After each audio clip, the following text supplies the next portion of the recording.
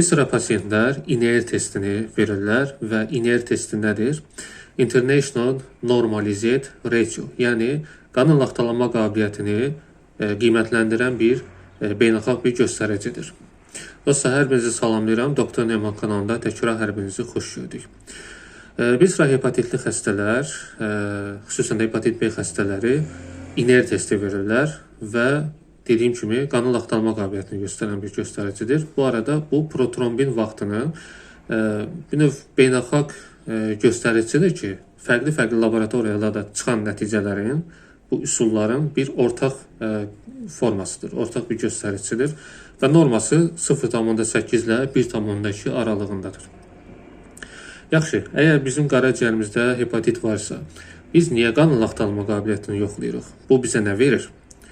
Bizə lazım olan virusu məhv etmək, aşkarlamaq, onu məhv etmək, həmçinin qaraciyər siroza getməsinin qabağını almaqdır, elə deyilmi? Doğrudur. Lakin onu bildirim ki, qanın laxtalanma faktorları vardır və qanın laxtalanma faktorlarından 4-ü məhz qaraciyərdə sintez olunur. Qaraciyərin funksionallığı azalanda həmin bu 4 laxtalanma qabiliyyəti faktorları yaranmır.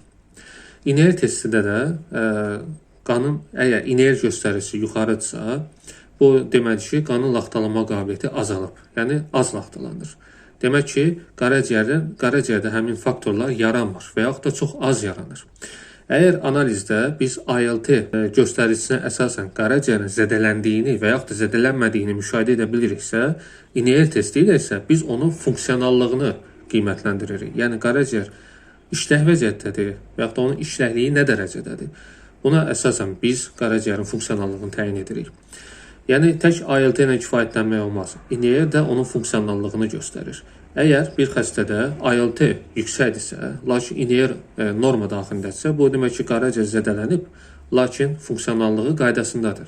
Amma tərsinə, bir xəstənin ILT-si çox az yüksəlib və onun INEAR-i yüksəlibsə, artıq 1,5-dən yuxarıdırsa, məsələn 2-dirsə, 2,5-dirsə, bu deməkdir ki, qaraciyərin funksionallığı çox aşağı düşüb və bu onda olan dəyişikliyin daha ciddi olduğunu göstərir. Ya hepatitin fulminant variantını göstərir və yaxud da başqa tip xəstəliklərdə, məsələn qaraciyər xəstəliklərində ki, bu da fərqli etioloji səbəblərdən ola bilən bir hepatit ola bilər, bu onun vəziyyətinin çətin olduğunu göstərir.